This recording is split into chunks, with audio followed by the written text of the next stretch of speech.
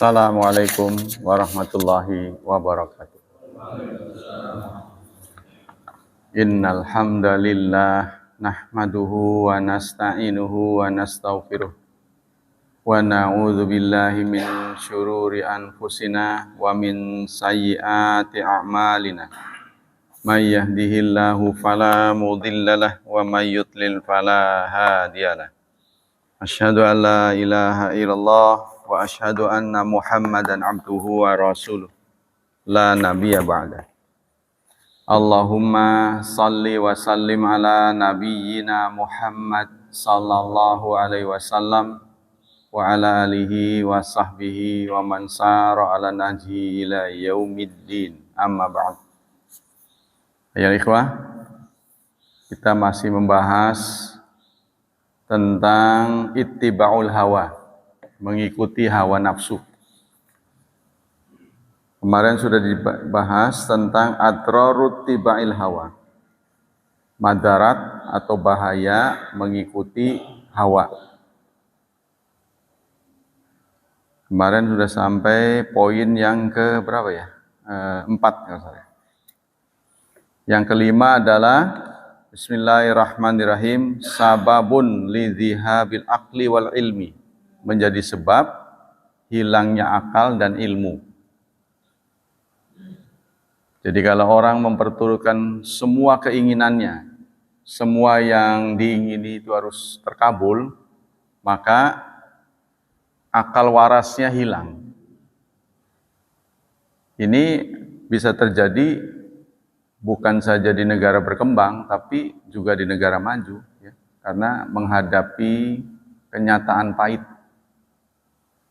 Contoh, katakanlah ada seorang pelajar dengan begitu rajinnya, ya, dia belajar sungguh-sungguh sehingga tercapai nilai tinggi. Tapi begitu dia keluar, cari kerja susah, kehidupan sempit, ini membuat semuanya berubah. Dan itu banyak terjadi. Banyak terjadi. Karena itu pernah disampaikan bahwa rezeki itu ya bisa kita peroleh dengan pertama kita mempunyai keterampilan, punya nilai jual. Punya keterampilan, yang kedua punya kejujuran. Ya. Trust, amanah. Yang ketiga, punya kenalan. Ya, maka kita harus senantiasa santun, rendah hati. Yang keempat apa? Keberuntungan. Keberuntungan, ya. Kadang-kala meskipun semuanya udah lengkap, ya orangnya pinter, jujur, kenalannya banyak, tapi tetap aja rezekinya kurang. Nah, antara lain karena faktor keberuntungan. Kalau istilah Islam itu, rezeki itu sudah dicatat jauh-jauh hari sebelum kita lahir. Sudah ditakar. Jadi yang kita lakukan sekarang itu adalah menjemput. Dan sudah ada takarannya. Ya memang begitu. Maka saking nggak mudengnya rezeki, banyak praktek yang tidak sesuai dengan ajaran Islam yang dilakukan oleh agama-agama lain. Ya, kata bahasa mereka itu faktor hoki. Hoki. Keberuntungan. Nah, dalam Islam itu ada hal yang kadang kecil dianggap remeh itu bisa memantik keberuntungan. Nah, keberuntungan ini namanya berkah. Bahasa lain dari berkah. Contoh berkah itu, jangan menyia-nyiakan makanan. Ya, jangan menyia-nyiakan makanan. Biasanya orang makan itu selalu tersisa di piringnya.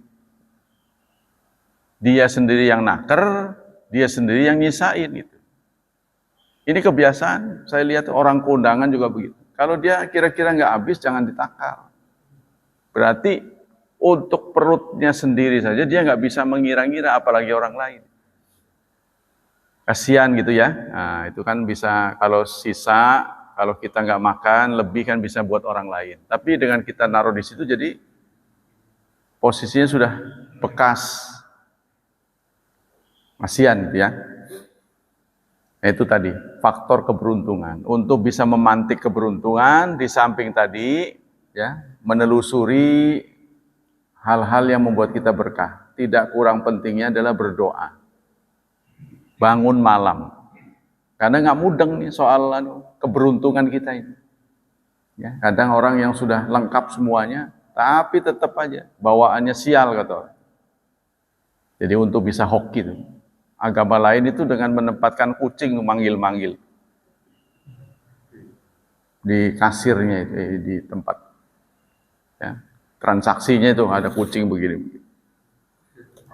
Saking nggak ngertinya itu tentang ini keberuntungan, gimana sih udah semuanya udah komplit kok tetap aja sepi.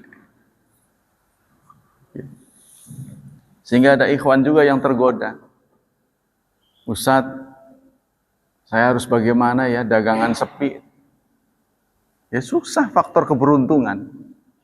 Nah, kita juga harus tahu bahwa Allah itu Rahman dan Rahim.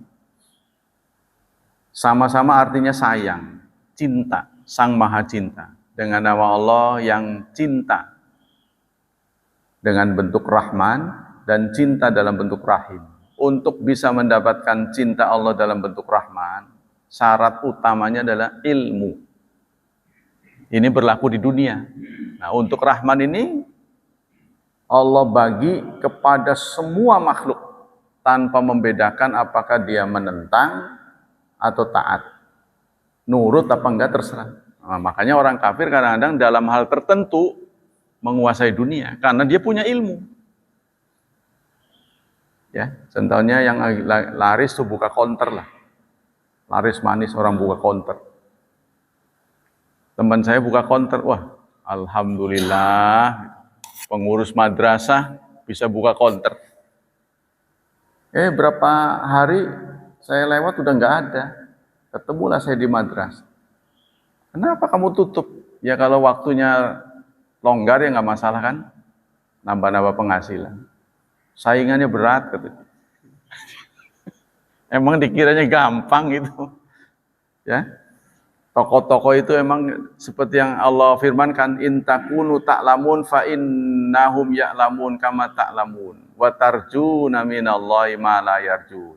Kalau mereka sakit, kalau kamu sakit itu dalam pengertian kurang nyaman, gagal, tidak kondusif, tidak ideal. Apa kamu kira mereka tidak? Sama saja dengan kamu urusan dunia.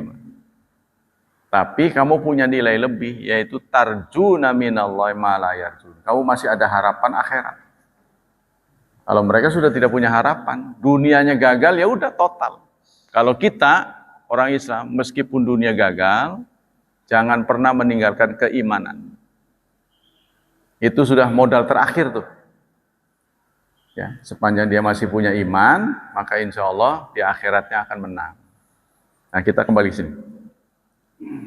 Jadi kalau orang selalu ingin mendapatkan apa yang dia ingini dan di alam nyata ini tidak tercapai, maka yang timbul pertama adalah stres, depresi, lebih berat lagi frustasi, berakhir dengan bunuh diri.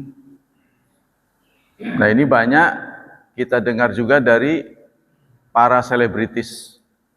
Di puncak karirnya mereka nenggak obat, mati. Banyak yang begitu. Karena ada keheningan di tengah keramaian. Jadi jangan dikira hiruk pikuk mereka itu membahagiakan. Belum tentu. Belum tentu membahagiakan. Seperti menjadi penguasa, pasti bangunnya lebih pagi dari kita.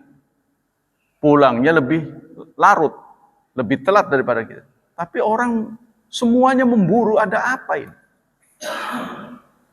Semuanya ngeburu itu, kepengen, ada apa itu? Walaupun udah kalah, bangun lagi, bangun lagi. Nah, inilah ada peranan setan. Ya, biasanya itu kalau yang kita bikin semangat, kita hati-hati. Pokoknya dalam menghadapi dunia, pedomannya itu dua. Dua dunia yang dilarang. Satu, dunia yang menyebabkan iman kita berkurang. Siapa yang mendeteksi iman kita? Ya diri kita sendiri. Oh, perasaan saya jadi kurang semangat beribadah. Nah, kita harus hati-hati, boleh jadi apa yang kita lakukan itu haram. Begitu juga dunia yang menyebabkan kita membelakangi jihad. Para ulama mengatakan jihad tidak bisa diperoleh setiap saat. Kalau tidak ada pengumuman dari kepala negara, kita nggak bisa berangkat. Karena itu jihad dalam keadaan normal diganti dengan ta'lim. Kalau kita malas ngaji, ini dunia kita haram. Kita harus hati-hati. Nah, kita lanjutkan. Jadi ketika orang dihadapkan pada kenyataan apa yang dia cita-citakan tidak tercapai, ini membuat stres. Ya. Saya juga nggak habis mengerti kenapa di sebuah fakultas ya, di universitas ada fakultas psikologi itu setiap tahun mengeluarkan ahli-ahli jiwa. Kan biasanya ada konsumennya baru, kalau udah nggak ada konsumen kan dikurangi ya. Ini terus, ternyata manusia itu banyak yang sakit. Jiwanya sakit. Jadi kalau kita nggak pugu-pugu marah, itu mental kita lagi terganggu. Gara-gara sedikit marah-marahnya tidak sesuai gitu dengan yang diributkan. Terus kita galau, tiba-tiba galau, itu berarti kita jiwanya lagi nggak stabil. Nah, jiwa nggak stabil ini lebih banyak menghantui perempuan sebenarnya. Karena mereka berurusan dengan rahim juga. Ya, contohnya setiap sebulan sekali dapat hadiah haid. Mau haid, berhenti haid, itu mengganggu benar itu. Kalau kita nggak terganggu ya, ngelahirin enggak, perut mah buncit. Sama-sama buncit tapi nggak ngelahirin. Kalau mereka ngadu nyawa, urusannya berat itu. Punya anak oe-oe itu udah 2 tahun aja sibuk. Malam nggak bisa tidur, waktu tidur harus bangun, waktu bangun harus tidur. Menderita sebenarnya. Nah, ini yang membuat emosi ya, akhwat kita ini yang umahat lah, ibu-ibu menjadi tinggi. Jadi kita harus maklum lah. Kalau mereka marah itu maklum. Kalau kita sih di luar aja nggak ngerasain. Yang keenam, yughliku alal abdi abwabal taufiq. Nah, berakhir dengan yang keenam ini menyebabkan pintu taufik tertutup. Pintu dari Allah, sinyalnya itu tertutup karena terlalu banyak kotor. Qala al-Fudail bin Iyad seorang ulama besar mengatakan, man istahwadha 'alal hawa, barang siapa yang dikuasai oleh hawanya, wattibau syahawat, dan mengikut syahwat, inqata'at anhu mawaridu taufik, maka mawarid, tempat pintu-pintu taufik itu akan tertutup. Karena dia otaknya sudah dipenuhi keinginan-keinginan. Ya, cita-cita yang tidak tercapai gimana sih? Masih putus asa. Maka itu kita kepada anak tidak boleh memaksakan kalau dia nggak mau. Kemarin seorang ustadz juga udah cerita, kalau dia nggak mau kita paksain, itu akan berakhir dengan penyesalan. Contohnya dia selesai dari nyantri, dia akan gabrukin tuh ijazah. Nih, yang abah mau. Dia sendiri kabur. Bisa begitu. Kemarin saya pulang dari Selasa lalu, pulangnya telat, karena apa? Mengejar santri keluar dari pesantren. Santri yang boarding, keluar dari pesantren. Begitu dikejar, cari sana sini yang namanya anak orang kan. Kita kan dititipi anak. Dititipi barang aja kalau hilang jadi tanggung jawab kan, apalagi orang. Masuk dia ke hutan, banyak hutan itu. Wah, ini urusannya telat banyak saya nih, gara-gara ngejar-ngejar begini. Sampai ngos-ngosan nggak ketemu. Tapi nggak tahu udah pulang apa belum. Nah inilah mungkin itu tidak ada kemauan. Di sisi lain orang tua sibuk. Ya, bagaimana saya harus merawat anak, mengasuh anak, mendidik anak, ngerudakan itu, masukin ke pesantren. Jadi pesantren akhirnya jadi tempat anak-anak nakal, anak-anak yang nggak keurus, yang bagus-bagus taruh di umum tuh. Itu yang menyebabkan nggak berhasil. Saya teman-temannya kan semua Kata orang tuh bergajulan lah gitu. Orang nggak genah gitu. Ya, yang makan beling, makan paku, urusan kayak kuda lumping nih, teman-teman saya. Jadi penjurusannya nggak ada. Kadang-kadang mereka mimpi, mimpinya menghayal itu terlalu tinggi. Kadang-kadang begitu. Nah, kita lanjutkan. Yang ketujuh, sababun lil istihana bidzunub wal asam, akan menjadi sebab ya meremehkan dosa. Nah, anak-anak yang punya harapan, punya cita-cita tidak terkabul, lalu kita nasihati, marah dia kalau bukan tempatnya. Maka pendekatan kita kepada anak-anak seperti ini adalah pendekatan kasih sayang, bukan nasihat saja. Bapak itu taunya akhirat-akhirat itu nantinya. Ya. Contohnya dia butuh teman-temannya pada punya motor, orang tuanya nggak gablek gitu kan, ya gimana ya, maksa-maksa itu. Atau sekarang mah gadget lah, HP-nya bagus-bagus teman-teman, dia udah jadul kan, waduh, kuotanya juga nggak ada, nangis orang tuanya nggak bisa. Ya, banyak kasus begitu ya. Nah ini makanya peranan agama ini amat penting untuk menjembatani itu. Fa'an Abdullah bin Mas'ud qal innal mu'min yara dzunubahu ka'anna qa'idun tahta jabal yakhafu ayyaqa alaih. Seorang mukmin, kata Ibnu Mas'ud, melihat dosanya itu seperti orang yang melihat batu ada di atas gunung yang akan menimpa dirinya. Itu melihat dosa seperti itu. Ya, berarti dia akan tewas kalau batu itu longsor. Wa innal fajir yara dzunubahu kadzubabin marra ala anfi. Sementara orang yang fajir, orang yang kerap berbuat dosa, akan menganggap dosanya itu seperti lalat. Ya, yang hinggap di mukanya sebentar pergi. Jadi diremehkan lah singkatnya. Faqala biha kadza. Nah, begitulah kata Ibnu Mas'ud, dirawikan oleh Bukhari.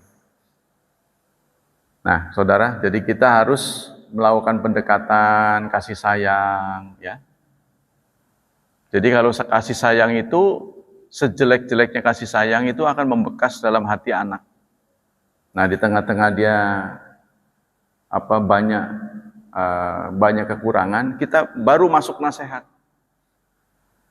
Itu katanya. Nasihat itu sangat dibutuhkan, nasihat itu wajib diberikan kalau orang itu butuh. Tapi kalau orang lagi nggak butuh, otaknya udah dipenuhi agenda-agenda gitu, wah nggak bisa masuk. Jadi anak yang rajin, uang jajan kurang, sebegitu. Gitu dia. Ini belajar saudara, meskipun kelihatan keringatnya nggak begitu keluar, tapi itu bikin lapar itu. Jadi anak-anak kita yang belajar itu kelihatannya macul enggak gitu, makannya banyak aja. Ya, karena itu waktunya. Nanti ada saatnya dia mengurangi makan seperti kita. Karena umurnya, kalau kita umuran makan masih banyak ya itu berarti masih remaja ya. Gaya masih strong ya. Nah, itu harus bersyukur lebih kepada Allah Subhanahu wa taala. Yang terakhir, sababun lidzilli wal hawan. Pada akhirnya semua itu akan menyebabkan kehinaan. Yang ke-8 ya, karena memperturutkan hawa nafsu. Singkatnya, kita harus mendidik anak kita, tidak semua keinginan dituruti. Kalau kita membiasakan diri semua keinginan anak kita turuti, nah ini mereka akan hidup nanti sudah berumurnya manja jadi. Akan manja. Ya, makanya seharusnya anak santri dulu tapi ya. Nah, anak santri sekarang udah manja karena nyuci udah nggak pernah nyuci, ada laundrynya, jadi udah terlipat rapi. Sekarang nih santri sekarang bulanannya mahal. Kalau seperti saya boro-boro di laundry, makan aja kadang-kadang nggak ketemu nih. Sekarang lagi belajar nih, mau makan apa nanti nih? Masih cari-cari. Ya. Kadang-kadang kita dulu pakai kompor minyak. Wah, nanti udah kepikiran habis pulang mau goreng ini, goreng ini. Nggak taunya kompornya nggak nyala. Kenapa? Minyaknya dicuri, diisi air. Wah, kelihatannya berat, nantinya air doang. Ngalamin begitu. Udah wayanya mau makan, udah ngarang tuh. Wah, nanti selesai sekolah mau ini. Minyaknya begitu. Dapurnya bau kencing karena mereka lagi masak, keberat kencing, cur aja nggak keluar lagi. Dah serba campur lah, gado-gado. Ya, tapi itu pengalaman-pengalaman yang membawa kita itu jadi kuat, survive, tidak mudah loyo. Jadi mengatasi kondisi pahit, kita tetap. Kalau yang manja itu banyak ngeluhnya. Ya, itu bukti katanya bahwa kita ikhlas pada Allah, jarang mengeluh. Makanya sahabat gelarnya itu bukan SH, bukan doktor sahabat, tapi radhiyallahu an. Gelarnya, kenapa bukan hafizahullahu an? Hafizallahu an. Kenapa tak radhiyallahu an? Jadi radhiyallahu anha itu bahasa kita, wis dia apa-apakan orang papus, rela, terserah. Jangan dikira mereka nggak berat tuh. Mereka terlibat perang Uhud, kalah. Besoknya suruh berangkat lagi. Berangkat lagi dia. Padahal kemarin pegel-pegel belum hilang. Ya ibarat yang keseleo, ya, yang luka berat belum selesai itu, disuruh berangkat Hamraul Asad, esok harinya berangkat lagi. Bayangkan itu semangatnya para sahabat. Maka kita kalau cerita sahabat kita terharu. Berkat jasa mereka lah pesan-pesan Rasulullah sampai kepada kita. Ya kan? Karena dulu kan menyampaikan berita itu nggak seperti sekarang, banyak media sosial, media berita. Kalau dulu kan dari mulut ke mulut. Nah, fawaid mukhalatul hawa, faedah-faedah menyelisihi keinginan. Nah, kalau kita palah pilih terhadap kemauan, inilah faedahnya. Pertama, nailul jannah, akan mendapatkan surga. Allah menyampaikan itu dalam surat An-Nazi'at, surat ke-79 ya. Ayat 40 sampai 41. A'udzu billahi minasy syaithanir rajim. Wa amma man khafa maqama rabbih wa nahan nafsa 'anil hawa fa innal jannata hiyal ma'wa. Adapun orang yang takut terhadap makam Tuhannya. Makam itu posisi-posisi ya. Takutnya kita posisinya tidak terhormat. Wanahan nafsa, dan melarang nafsu dari keinginan. Jadi kita harus ingat ya, dalam bahasa Indonesia itu jadi satu, hawa nafsu. Tapi dalam Islam dibedain, hawa beda dengan nafsu. Kalau nafsu diibaratkan mesin itu listrik, power. Hawa keinginan, target. Gitu. Jangan sampai semua target dibidik. Ini menghamburkan power kita. Ya, tenaga kita ini hambur nantinya. Semua, contohnya kuota, kalau ibarat dia itu kuota. Itu nafsu. Hawa ini yang dibidik. Apa yang mau dibuka? Enggak semua yang muncul itu kita buka. Ya, kalau kita buka media sosial kan, kita nggak kepengen aja diiming-imingi kan. Wah, ada berita begini. Lalu kita ke bawah ke situ, tujuannya mau ke sini. Kok malah ke bawah jauh ke sana? Karena dia muncul duluan. Promo-promo. Faman jahada nafsahu wa sabaraha ala mukhalafati hawaha nala afdalan jaza yaumil qiyamah. Barang siapa yang berusaha melawan nafsunya, mengarahkan sebenarnya, bukan melawan. Nafsu itu bukan untuk dilawan, tapi disalurkan ke jalan yang benar. Ya. Kalau orang nggak punya nafsu juga nantinya lemes, sholat lemes, jalannya pelan, itu kan? Nah, bukan itu yang dimaksud. Karena nafsu itu kan powernya. Diarahkan ke jalan yang benar. Wasabaraha, serta dia bersabar. Ala mukhalafati hawaha, untuk menyelisihi kemauannya. Jadi kemauannya apa-apa. Singkatnya kalau orang mau perang itu harus tahu kekurangan dan kelebihan kita. Jangan sampai targetnya terlalu mewah, kekurangannya banyak. Ya, contohnya apa? Tujuan Anda cita-cita jadi presiden.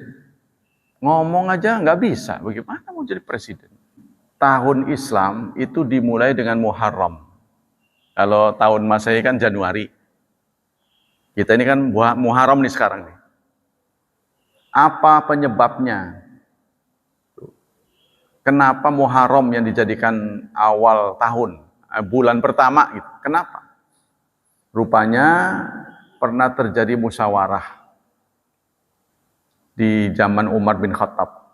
Untuk membuat administrasi lebih rapi lagi, maka harus ditentukan waktu.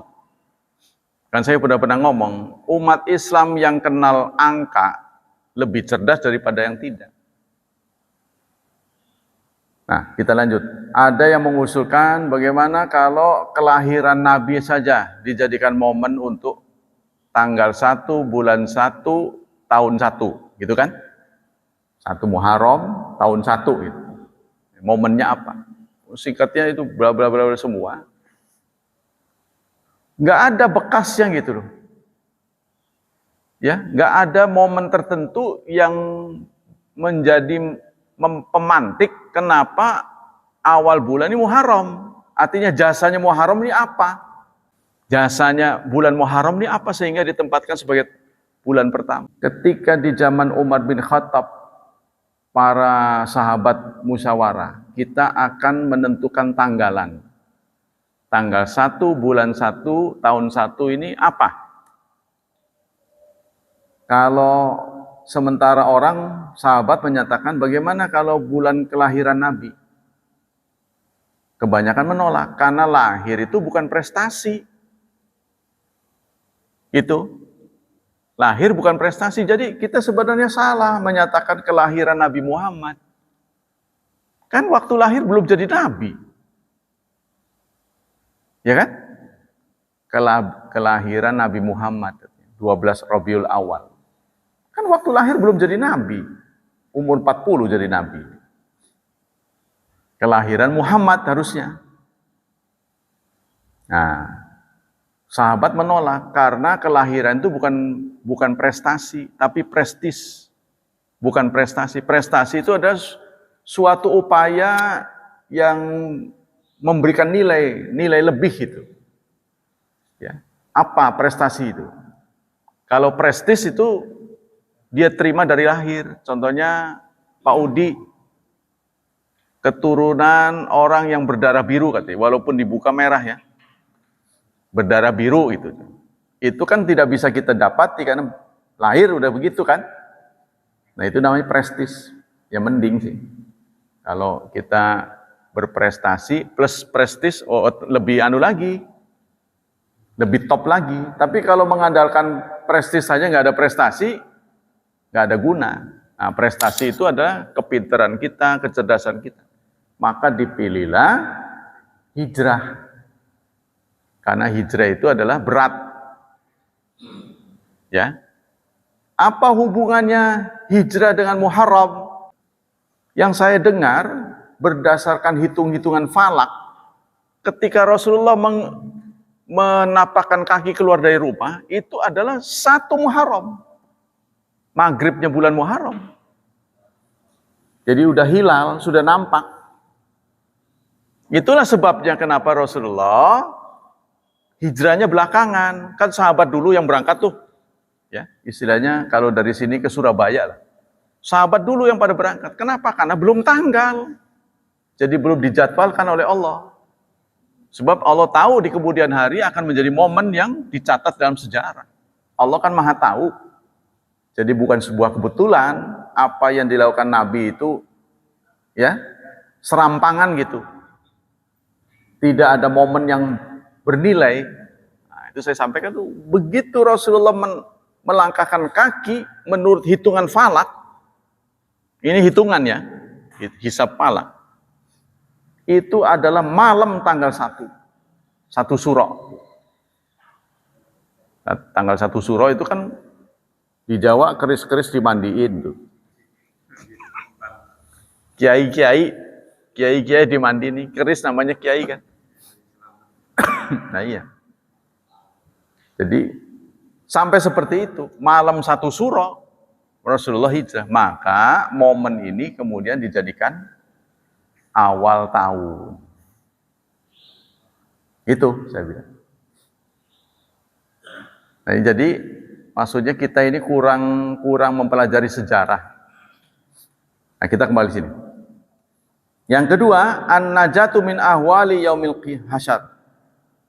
Kalau kita sering ya berusaha mengendalikan hawa, ini bukan melawan hawa ya, tapi mengendalikan. Nah, insya Allah nanti kita akan selamat dari berbagai huru-hara di yaumul mahsyar. Dirawikan oleh Abu Hurairah dari Nabi, Rasulullah bersabda, sab'atun, 7 apa ini? 7 kelompok. Yudhilluhumullah, Allah akan naungi. Fi dhillihi, dengan naungan Allah, yaumala dhilla ila dhillu. Saat tidak ada naungan kecuali naungan Allah. Kita tahu bayang-bayang itu ada karena ada sinar kan? Aup-aup kata orang sini. Bayang-bayang tuh itu ada karena ada sinar matahari. Nanti kan matahari ini idza syamsu quwirat. Matahari dirawat.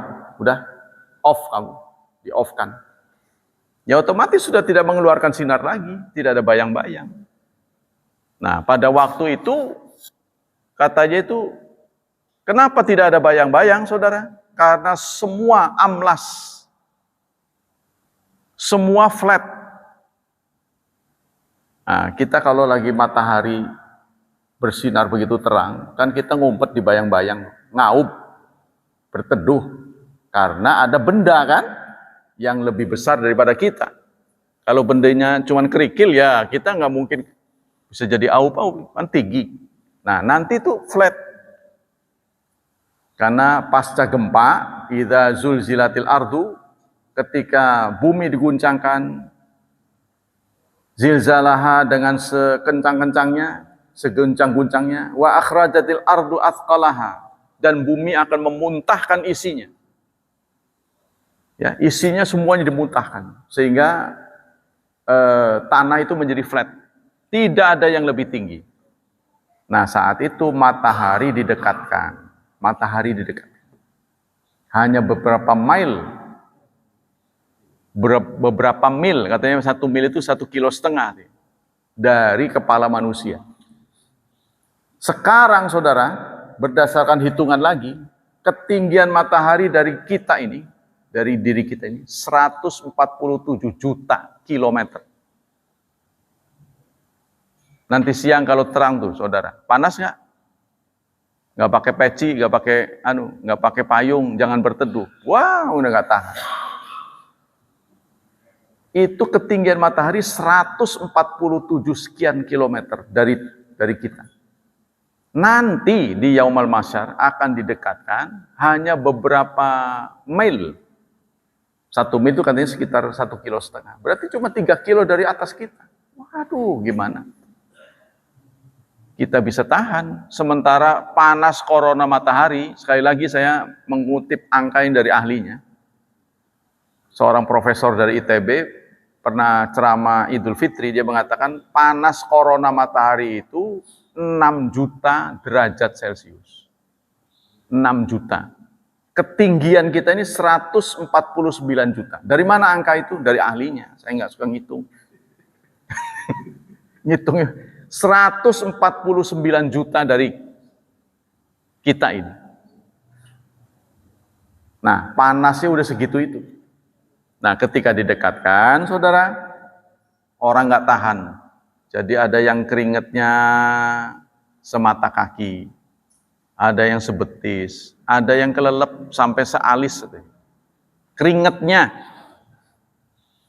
Kita aja belum pernah mengeluarkan keringat sebanyak itu. Ya pasti dehidrasi lah. Ya. Kalau kita direndam keringat, ya boro-boro seger, wangur lah. Ya kan? Kerendam tapi keringat sendiri. Nah kalau kerendam di kolam mah enak. Lagi panas, nyelup lagi, keluar lagi, nyelup lagi. Ini mah keringat sendiri, keringat orang lain. Jadi, udah nggak ada genahnya. Nah, nanti akan ada 7 golongan diselamatkan oleh Allah, diberi naungan.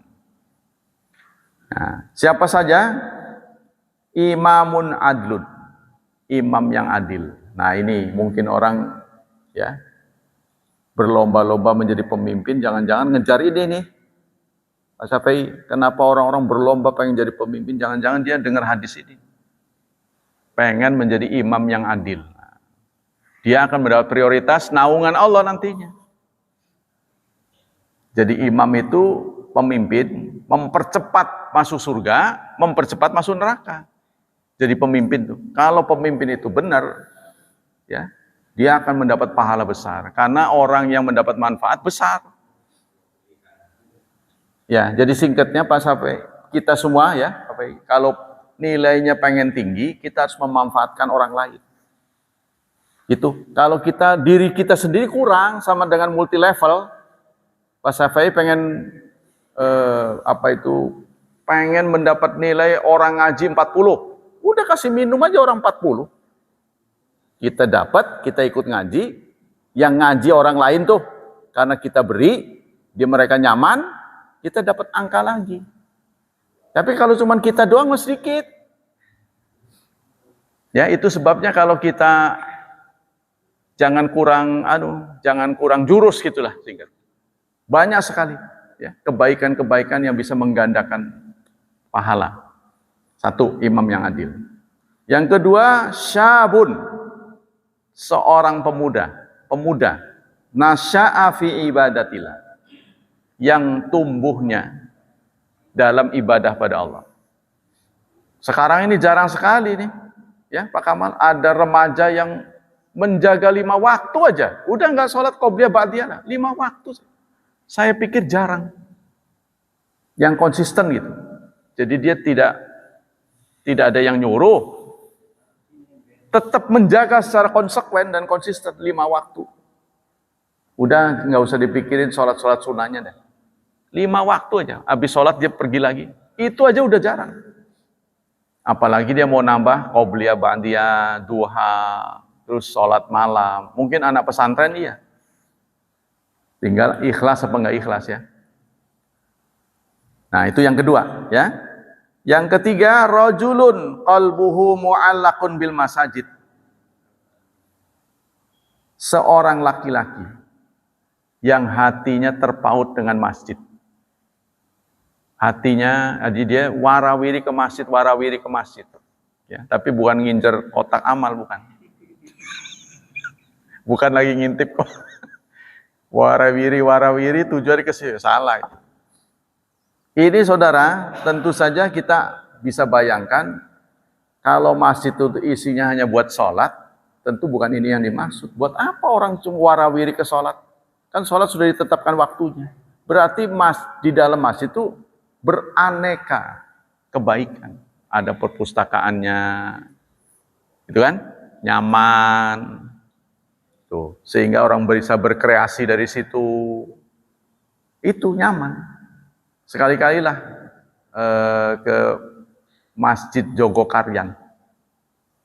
Tapi sebenarnya ada yang lebih hebat dari Jogokaryan tuh yang di sana. Yang di Bekasi sono. Itu dikelola lebih lagi. Ya, lebih di Cibubur ya, betul. Katanya itu lebih rapi lagi. Kalau yang di Cibubur saya belum pernah. Tapi di Jogokaryan saya pernah datang. Memang ada ATM beras, saudara. Ada ATM beras. Bagi mereka yang kebetulan kesulitan beras, dia boleh ngambil. Tapi ada jadwal-jadwalnya. Ada jadwalnya. Jadi dimasukkan ke anu, dia bisa ngambil berapa. Buat makan nggak ada. Tuh. Sibuk di sini.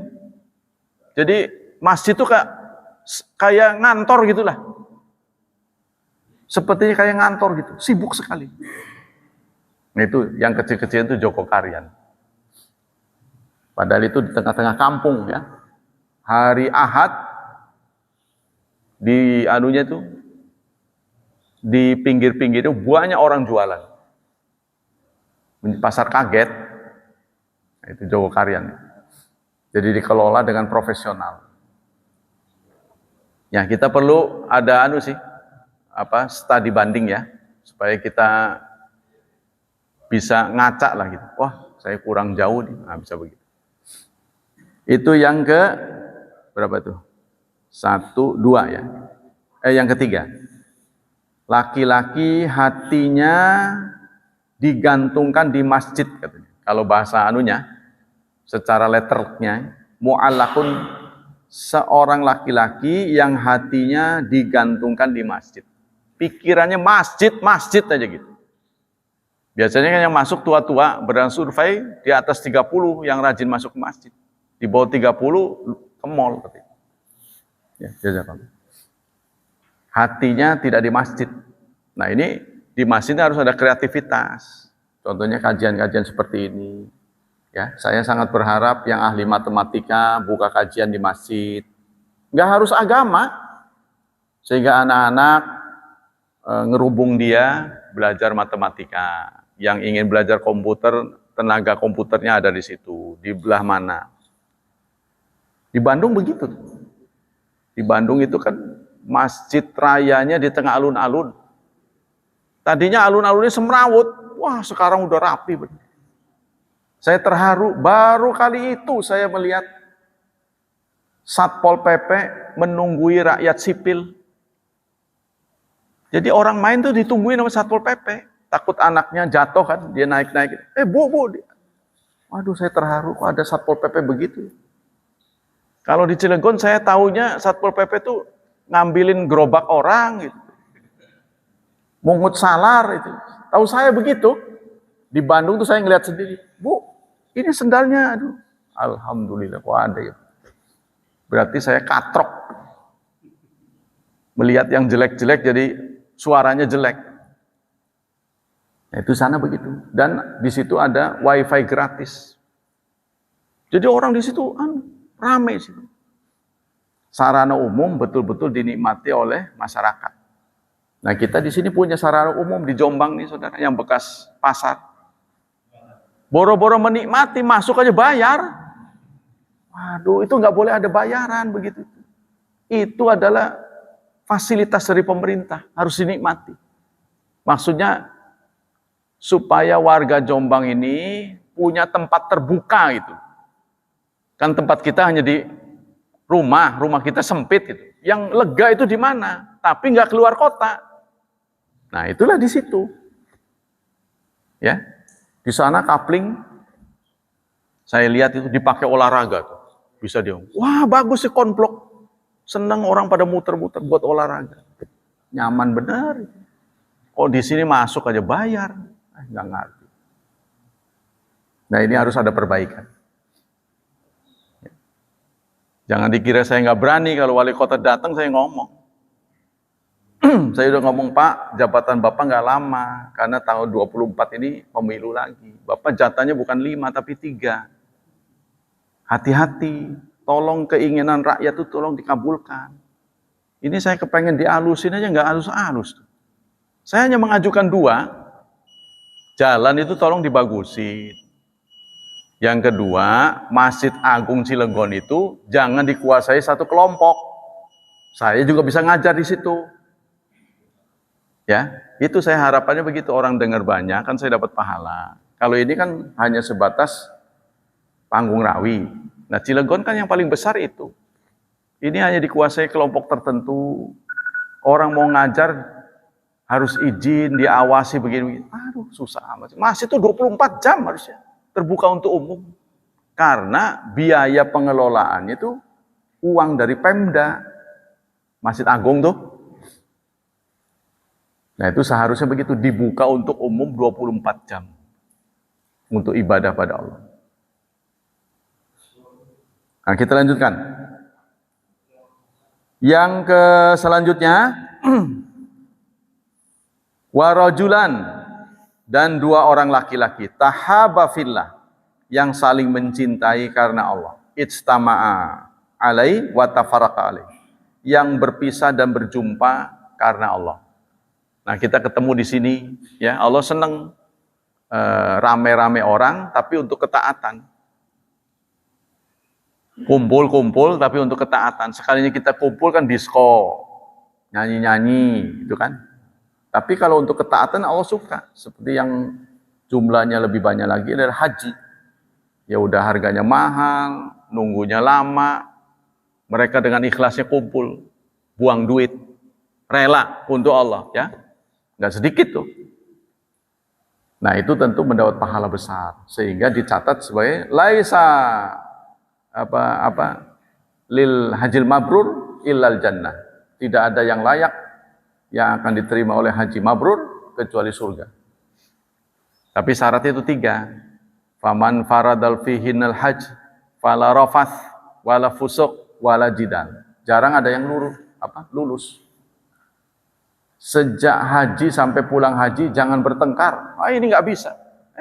Sama istri sendiri bertengkar. Sama orang lain iya bisa menghindar. Ya, nggak bertengkar. Sama istri sendiri. Hanya karena gara-gara bab pintu. Dia jaga tunggu di situ, kita pintunya kan banyak sana, 99 pintu kan. Sekarang udah ditambah lagi katanya. Pintu Masjidil Haram kan banyak tuh. Nanti tak tunggu di sini ya. Ya dia nggak ngomong pintunya pintu nomor berapa. Pintu aja, lah pintu banyak. Bisa seharian tuh ketemunya, kamu di mana? Berantem gitu. Nah itu, dengan orang lain enggak, sama istri sendiri. Makanya dulu saya pernah menganggap aneh fatwa dari Kiai Muhaimin. Kalau mau haji sendiri-sendiri aja. Jangan berdua-dua, berantem. Iya benar, banyak orang berantem. Iya. Ada berdasarkan pengalaman ya. Tapi kalau perempuan kan susah, harus ada muhrimnya. Nah, kita lanjut. Selanjutnya, rajulun da'athum ra'atun. Seorang laki-laki yang diajak oleh perempuan, zatu mansab, yang mempunyai posisi. Wa jamalin, dan cantik. Punya kedudukan dan punya kecantikan. Faqala inni akhafallah. Lalu dia mengatakan, aku takut kepada Allah. Ya, aku takut kepada Allah. Karena di Jakarta itu Pak, tempat orang cari jodoh. Di Cipaku itu. Jadi yang jemput saya ini terus terang, Pak, saya orang hidupnya acak-acakan, saya kepengen dapat jodoh yang soleha, jadi saya ngaji, Pak. Lah kan apa hubungannya? Ya kan yang ngaji itu kan ada yang soleha-soleha tuh. Saya dapat rekomendasi, lalu saya nikah. Boleh nggak Pak begitu niatnya? Ya mudah-mudahan Anda menjadi orang yang baik. Daripada saya cari di night club, kata dia. Apa salah saya? Ya nggak salah, kumpul dengan orang saleh. Rata-rata yang datang ke sana sarjana-sarjana, Pak. Dia ngaku sendiri, saya orang acak-acakan Pak hidupnya. Tapi setelah ada di sini saya mulai tertata gitu. Pasukan sukarelawan. Jadi kalau salah satu anggotanya itu menikah, mereka pakai seragam putih-putih. Gratis semuanya. Mulai dari sound systemnya, tuh, semuanya tata letaknya itu. Jadi banyak kebantu Pak. Kalau udah salah satu yang menikah itu gratis. Ini ya, mereka patungan. Jadi mereka infaknya di situ. Wah senang, banyak orang senang. Saya termasuk, Bapak nanti yang tausiah ya? Iya, saya nginep itu. Di daerah Bogor, ada tim survei dulu. Siapa nih yang mau jadi sukarelawan kali ini? 1, 2, 3. Minimal 1 paket sekian. Itu ditentukan. Dan itu di-manage dengan rapi sekali. Nah, semua itu kemudian bubar. Masya Allah. Sangat disayangkan. Yang selanjutnya, rajulun tasaddaqa bisadaqatin fa'akhfaha. Seorang laki-laki yang sedekah. Ya. Fa'akhfaha, lalu dia sembunyikan. Dia rahasiakan sedekahnya itu. Hatta la ta'lama shimaluhu ma tunfiqu yaminuhu. Sampai-sampai tangan kirinya tidak mengetahui apa yang diinfakkan oleh tangan kanannya. Kan tangannya ada dua. Tangan kirinya sampai nggak tahu sama tangan kanannya saking sembunyinya. Ya, tapi ya soal tahu nggak tahu kan dia nggak punya mata. Bukan itu maksudnya. saking primpennya. Nah, bagaimana perilaku sahabat mewujudkan pesan Rasulullah ini? Mereka cari orang buta. Ya, yang udah orang yang sholat udah rengsek, udah gelap, lalu dia kasih ke orang buta. Orang buta itu nggak pernah tahu siapa yang ngasih. Orang lain nggak ada yang melihat. Begitu para sahabat cara mewujudkan pesan Rasulullah. Kalau dia tahu ini orang susah, dia langsung memberikan paket, lalu dialamatkan ke orang itu tanpa menyebut pengirimnya. Itu hebatnya, ya. Nah, para sahabat begitu. Jadi kalau dia tahu susah, langsung dikirim. Nggak perlu disebut siapa. Nah, inilah pengejawantahan gitu ya. Realisasi dari seseorang yang sedekah. Sampai-sampai tangan kirinya tidak mengetahui apa yang disedekahkan oleh tangan kanannya. Dalam rangka mendapatkan naungan Allah. Nggak kebayang itu kalau matahari terlalu dekat. Dalam buku yang disebut di paket buku yang ditulis oleh tim ahli, ya, tulisan dari LIPI, kata mereka tuh begini, bukan didekatkan matahari itu, bukan didekatkan. Menurut penelitian ilmu, menjelang kematiannya, dan itu terjadi pada semua bintang. Bintang itu akan menggelembung, gitu. Akan bengkak, ya, melebihi ukuran biasanya. Jadi menjelang kematian dia akan bengkak, meluas, membesar matahari. Nah, karena dia membesar, lama-lama dekat kita. Ya, ukuran yang begitu jauh semakin dekat dengan kita. Itu sebabnya menurut temuan para ilmuwan. Kalau kita kan didekatkan artinya, ya, mendekatlah matahari. Ya, jadi kita tidak diberitahu mataharinya membesar. Yang penting mendekat aja. Kalau menurut temuan ilmiah, itu bukan mataharinya di sini ngedeketin begini, bukan, tapi dia membesar. Jadi lama-lama nyampe juga ke kita menjelang kematiannya. Sebab berdasarkan ilmu fisika, yang namanya bintang itu ada yang lahir dan mati. Setiap saat ada yang Allah lahirkan, baru ada bintang baru, ada yang bintang mati. Nah, menjelang kematiannya, bintang itu selalu membesar. Nah, yang terakhir, yang ketujuh, wa rajulun dzakarallah khalian fafadat ainahu. Seorang laki-laki yang ingat kepada Allah khalian, menyendiri. Ya, jadi dia mojok dengan Allah. Kemudian fadat ainahu, kedua matanya berlinang. Ya nggak tahu apa penyebabnya, bukan karena kelilipan ya. Jadi berlinang memikirkan tingkah lakunya sepanjang hidup banyak tidak sesuai. Ya. Jangan-jangan nanti akan diazab oleh Allah karena tingkah lakunya itu. Air matanya berlinang. Nah, air mata yang berlinang karena ingat Allah, konon komposisinya nih Pak, menurut penelitian, itu berbeda dengan air mata yang kelilipan.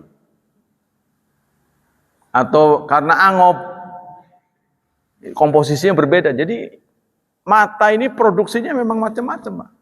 Air mata yang keluar karena senang itu kalau lebih dari biasanya, nangis manusia itu, ya. Begitu juga kalau dia sedih. terlalu down, nangis juga sama. Nah, antara senang dengan sedih, ini berbeda, Pak. Sehingga itu dibahas oleh para ulama. Kalau ada anak perawan, dijodohkan oleh orang tuanya, kamu anak, tak jodohin bapak sama si anu. Kan idzuha sukutuha. Kalau dia diam berarti mau gitu kan. Tapi dia nggak diam, malah nangis. Kalau nangis gimana? Kalau di hadis itu kan diam. Diam berarti dia mau. Lah ini bukan diam, menangis. Ulama nggak kalah pinternya ya. Harus diperiksa air matanya katanya. Kalau air matanya itu anget, berarti dia sedih. Wah, saya ketemu aja nih. Kalau dingin, berarti gembira. Jadi nangis itu nggak selalu sedih, Pak. Kalau terlampau gembira, ya orang itu akan nangis. Mungkin ya, saya juga mengandai-andai, jangan-jangan kalau Allah takdirkan kita masuk surga, begitu nginjak surga kita nangis. Jangan-jangan nangis, Pak. Saking gembiranya, bukan saking sedihnya. Waduh, keduhung amat nih kayaknya. Bukan itu. Jadi, kalaupun nangis, keduhung amat, kita kaplingnya sempit. Wong-wong mau pada gede. Nah, mungkin itu. Jadi dia setelah melintasi Shiratal Mustaqim, melihat banyak orang yang gagal. Ditarik-tarik ya. Oleh api. Dan ada anunya kan. Runcing-runcing gitu ya. Kita lihat ke bawah, waduh mengerikan. Kita bisa selamat. Kita menangis. Mungkin itu. Nah, sehingga tibtum fadkhuluha khalidin. Apalagi disambut oleh malaikat. Silahkan masuk. Inilah balasan dari amal kalian selama di dunia. Kalian di sini tidak seperti di dunia, akan kekal. Di sini sudah tidak ada lagi kepanasan, tidak ada lagi kehausan, tidak ada lagi kelaparan, tidak ada lagi penderitaan. Sekaligus tidak ada lagi pengajian, tidak ada lagi sholat. Bebas semuanya. Coba itu. Yang selama hidup di dunia keberatan sholat, wah alhamdulillah, ya Rabbil. Tapi kalau yang biasa sholat, saya justru nikmat dengan sholat. Ya mungkin bisa sholat, bebas. Mau sholat, mau enggak, sudah tidak ada taklif. Wallahu a'lam bishawab. Ada yang bertanya sampai sini? Jadi iman serta praktek keimanan, minimal sholat, itu menjadi syarat utama untuk diperiksa itu tadi berguna atau tidak berguna. Sekarang kalau ada orang berguna tidak beriman, ya sudah nggak difilter. Makanya orang kafir tidak ada hisab. Semua, iya langsung. Kalau kita perlu disaring karena mau dicari yang bagus. Karena kita ada perbedaan kapling, perbedaan waktu, kapan mau masuk surganya, nah itu makanya difilter. Tapi kalau orang kafir tidak ada harapan, semua dijeblosin. Tidak ada hisab untuk orang kafir. Sebaik-baik manusia adalah orang yang paling bermanfaat. Sebenarnya sebaik-baik manusia itu bukan pilihan dia sebenarnya, bukan kemauan dia, tapi justru penilaian orang. Bukan kemauan dia. Semua orang pasti kepengen berguna, ya. Tapi hanya orang tertentu yang dianggap berguna oleh lingkungannya. Contohnya Pak Udi dicari banyak orang, bukan karena mau ditagih, bukannya. Tapi karena Pak Udi punya sesuatu. Tuh, punya sesuatu, entah keterampilan, entah sikapnya yang bisa menyelesaikan masalah mereka. Orang ini bermasalah gitu. Jadi sebenarnya menurut saya manfaat tidaknya seseorang itu tergantung dia mampu menyelesaikan masalah. Jadi orang-orang datang untuk menyelesaikan masalah, berarti Pak Udi ini bermanfaat. Bukan kemauan Pak Udi. Boleh jadi ada orang yang sama pintar dengan Pak Udi, tapi nggak dipakai orang.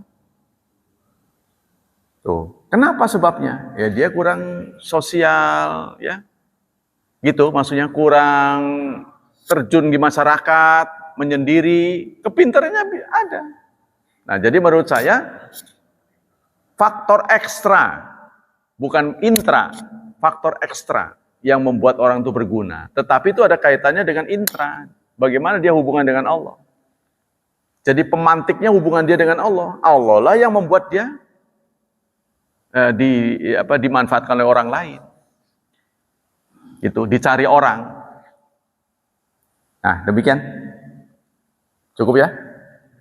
Baiklah hadirin hafizani wa hafizakumullah. Semoga Allah memberikan pahala yang berlipat ganda terhadap kita yang mengikuti taklim pada pagi hari ini. Semoga Allah berkenan melindungi dan menyelamatkan kita dari wabah dan fitnah. Semoga Allah berkenan menganugerahi masa depan yang cerah kepada anak cucu kita, putra putri kita, dan membentuk mereka menjadi generasi yang salihin dan salihat. Subhanakallah wa bihamdik asyhadu an la ilaha illa anta astaghfiruka wa atubu ilaik. Wassalamualaikum warahmatullahi wabarakatuh.